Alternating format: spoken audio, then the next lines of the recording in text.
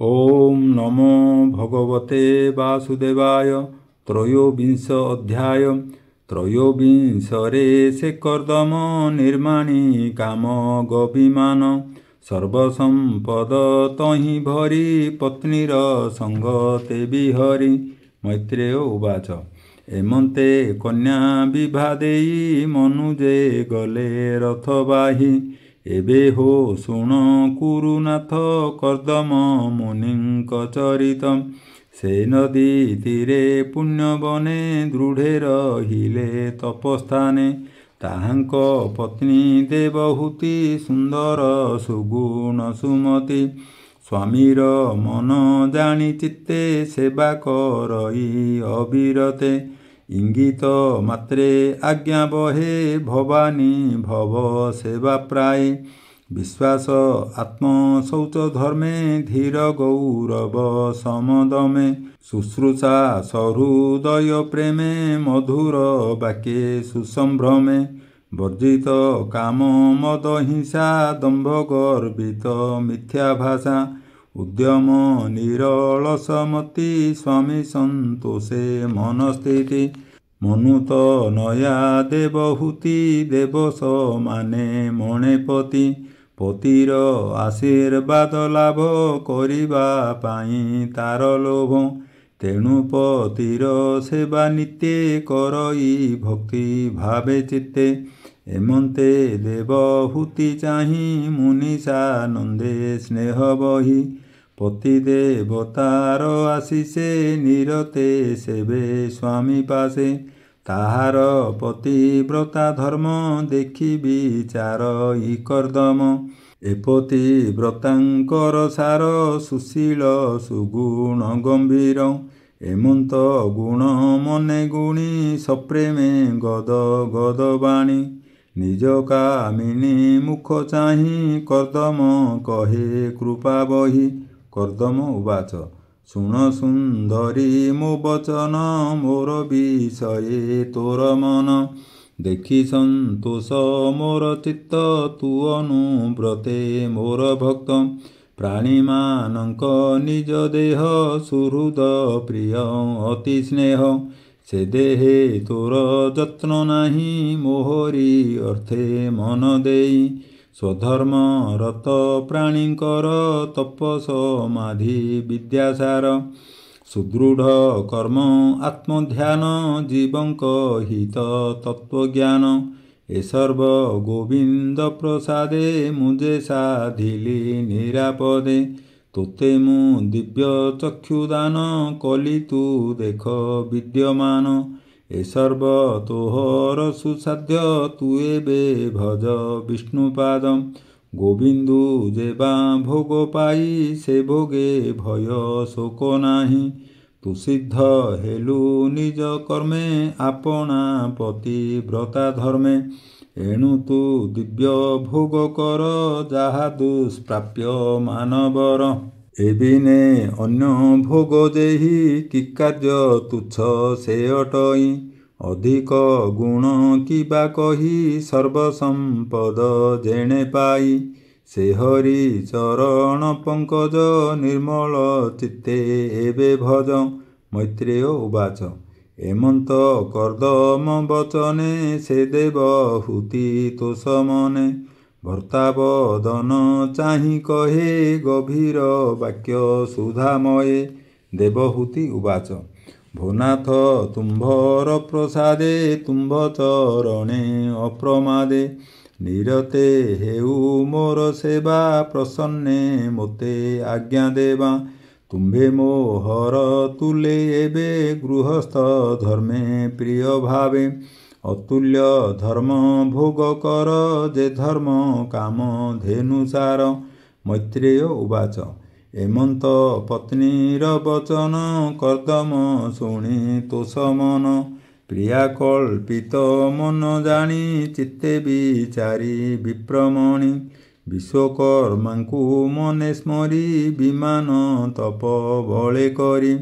जहि कल्पित वस्तुजुत अशेष रत्ने से निर्मित।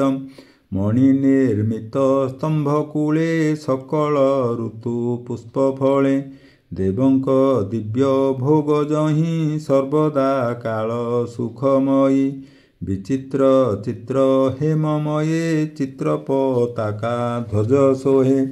ସୁଗନ୍ଧ ପୁଷ୍ପ ମାଳେ ମାଳେ ଯେ ରଥେ ଲମ୍ବଇ ଗହଳେ। ଗଭୀର ଭୃଙ୍ଗ ନାଦ ଶୋହେ ପାଟବସନ ମନ ମୋହେ। ଉପରେ ନୀଳ ରତ୍ନମଣି ବିରାଜେ ରବି ତେଜ ଜିଣି। ସେପୁରେ ସୁବର୍ଣ୍ଣ ପଲଙ୍କେ ବିରାଜେ ପୃଥକେ ବିଟଙ୍କେ। ବିଶ୍ୱକର୍ମାର ଶିଳ୍ପୀପଣ ଯେ ରଥ କରିଛି ଘଟଣ। ମହାମର୍କତ ସ୍ତମ୍ଭ ଯହିଁ ବିଦ୍ରୁମ ବେଦୀ ବିରାଜଇ। ଯେ ଦ୍ୱାରେ ବିଦ୍ରୁମ ଦେହଳି ହୀରା କବାଟ ଯହିଁ କିଳି। ଶିଖର ମାନ ସ୍ୱର୍ଣ୍ଣ କୁମ୍ଭେ ବିରାଜେ ଇନ୍ଦ୍ର ନୀଳ ସ୍ତମ୍ଭେ। ଜଳନ୍ତି ପଦ୍ମରାଗ ଦୀପେ ବିଚିତ୍ର ଚିତ୍ର ଚନ୍ଦ୍ରାତପେ। ହେମ ତୋରଣେ ହାର ଲମ୍ବେ ପାଟ ଦୋଳିକା ରତ୍ନସ୍ତମ୍ଭେ। ଶ୍ଵେତହଂସକ ପାରାବତ ରାବ କରନ୍ତି ଉନ୍ମତ୍ତ। ବିମାନ ଶିଖେ ଜ୍ୱାଳାରନ୍ଧ୍ରେ ଧୂମ ନିର୍ଗତ ଧୂପ ଗନ୍ଧେ। ବିହାର ଶଯ୍ୟା ଆଦି ସ୍ଥାନ ସୁବର୍ଣ୍ଣ ନିର୍ମିତ ପ୍ରାଙ୍ଗଣ। ନାନା ବିଶ୍ରାମ ସ୍ଥାନ ଶୋହେ ଦେଖି ଦେବଙ୍କ ମନ ମୋହେ।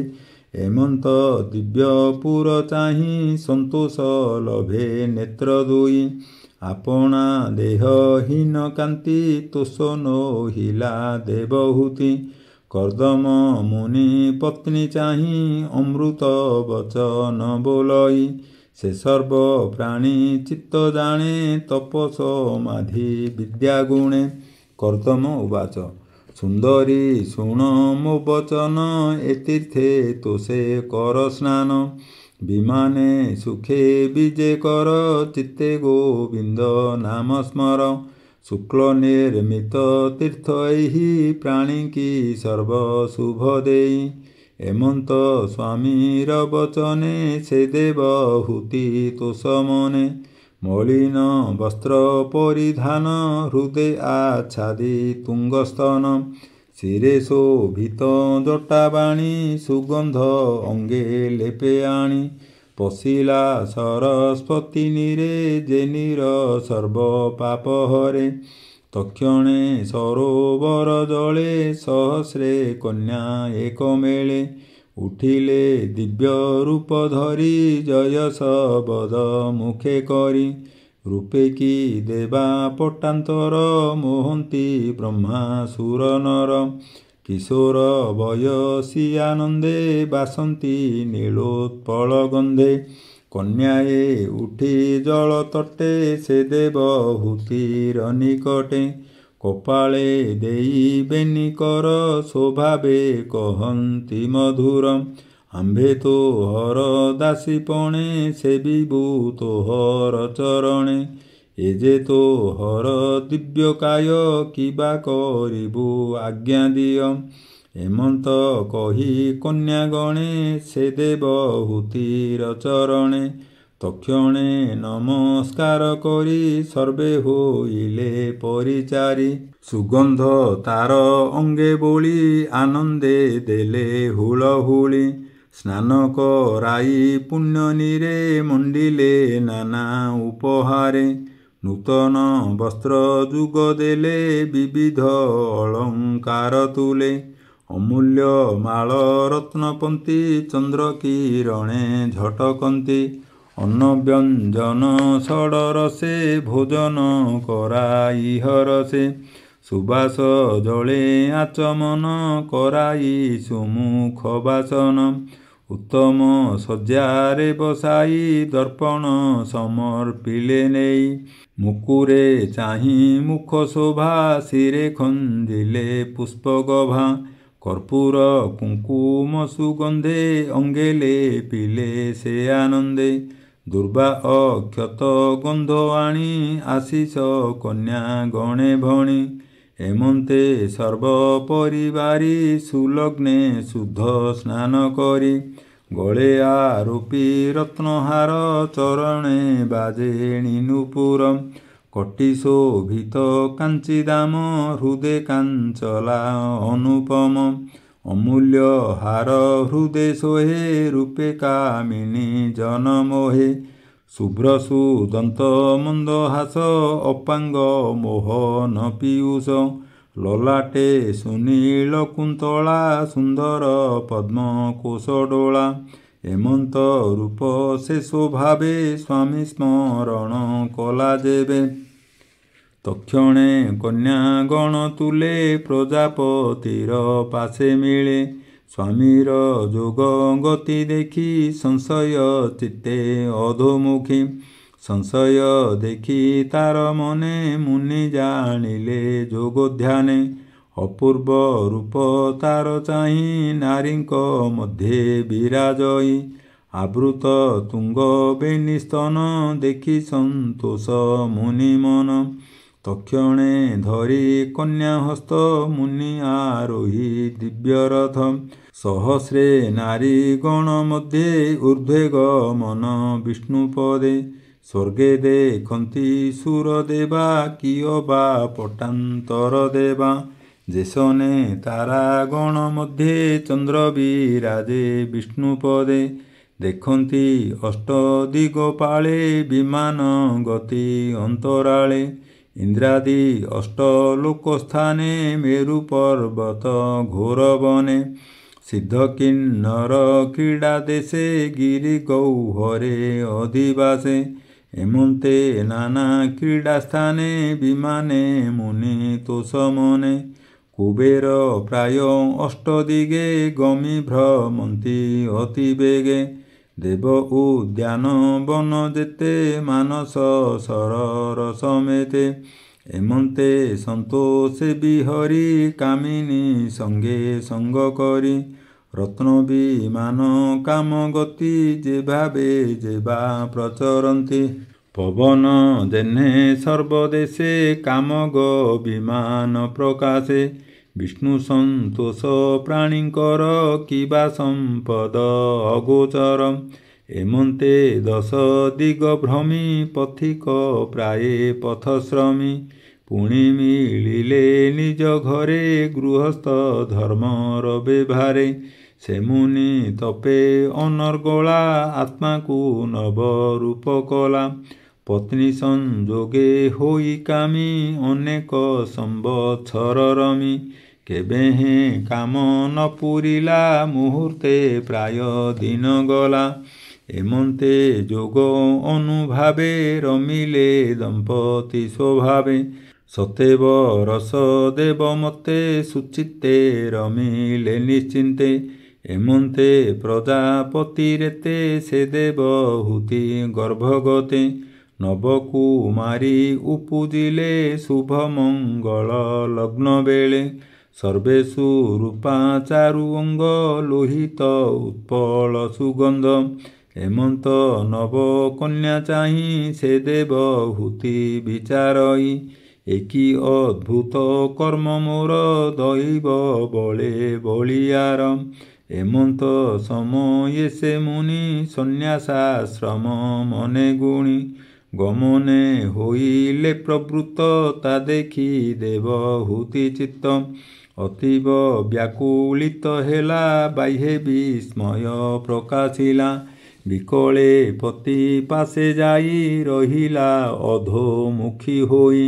ଅଶ୍ରୁପୂରିତ ସେ ଲୋଚନେ ବୋଲଇ କୋମଳ ବଚନେ ଦେବହୂତି ଉବାଚ ଭୂନାଥ ତୁମ୍ଭର ପ୍ରସାଦେ ସକଳ ସୁଖ ମୁଁ ଆନନ୍ଦେ ଭୁଞ୍ଜଇ ତବ ପାଦ ଧ୍ୟାଇ ମୋହର ଚିତ୍ତେ ଚିନ୍ତା ନାହିଁ ଏବେ ମୋ ଗର୍ଭୁ କନ୍ୟା ଦେଖି ହୋଇଲି ମନ ଦୁଃଖେ ଦୁଃଖୀ ସେବଇଁ ଚରଣେ ତୁମ୍ଭର ମୋହର ମନ ଦୁଃଖ ହର ଯେବା ହୋଇଲେ ନବନାରୀ ଏ ଅନୁରୂପେ ବରବରୀ ବିବାହ ଦିଅ ତୁମ୍ଭେ ସୁଖେ ମୋ ଦିନ ଭାବ ଯାଉ ସୁଖେ ତୁମ୍ଭେ ଯେ ବନେ ତପ କଲେ ମୋ ମନ ନ ରହିବ ଭଲେ ଏଣୁ ମୋ ମନ ଦୁଃଖ ଭାବେ ପୁତ୍ର ସମ୍ପାଦ ମୋର ଗର୍ଭେ ମୁଁ ଏତେ କାଳ ତୁମ୍ଭ ତୁଲେ ବଞ୍ଚିଲି ନାନା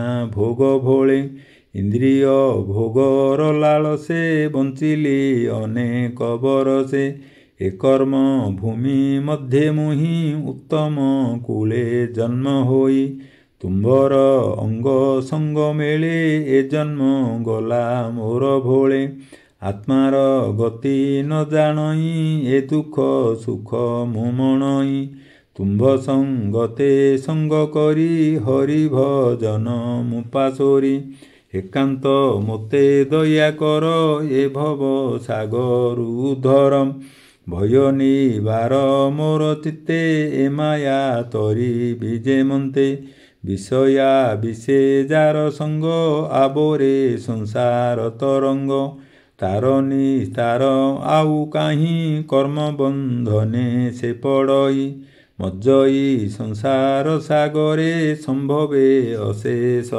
ଉଦରେ ଏ ଭାବ ଜାଣି ଯାର ମନ ବିଷ୍ଣୁ ଭଜନେ ସାବଧାନ ସେ ଜୀବ ଆତ୍ମାକୁ ଧରେ ନ ବୁଡ଼େ ସଂସାର ସାଗରେ ଯେଇହ ଜନ୍ମ ଧର୍ମ କର୍ମେ ହରି ନ ଭଜେ ମାୟା ଭ୍ରମେ ଯେ ତୀର୍ଥ ପଦ ନ ଭଜିଲା ସେ ପ୍ରାଣୀ ଜୀବ ଥାଉଁ ମଲା ମୁଁ ଏ ଇନ୍ଦ୍ରିୟ ଭୋଗ ବଳେ ବଞ୍ଚିଲି ବିଷ୍ଣୁ ମାୟା ଭୋଳେ ମୁଁ ତୁମ୍ଭ ପାଦେ ସେବା କରି ମୁଖେ ନୋହିଲି ଅଧିକାରୀ ଏବେ ଉପାୟ କହ ମୋତେ ଏ ମାୟା ତରି ବିଜେ ମନ୍ତେ ଏମନ୍ତେ କର୍ଦ୍ଦମ ସମ୍ମୁଖେ ସେ ଦେବହୂତି ମନ ଦୁଃଖେ ଯେତେ କହିଲା ମନ ତ୍ରାସ ସୁଜନ ଜନେ ଏଥେ ରସ ତୃତୀୟ ସ୍କନ୍ଧେ ଭାଗବତ କହିଲା ବିପ୍ର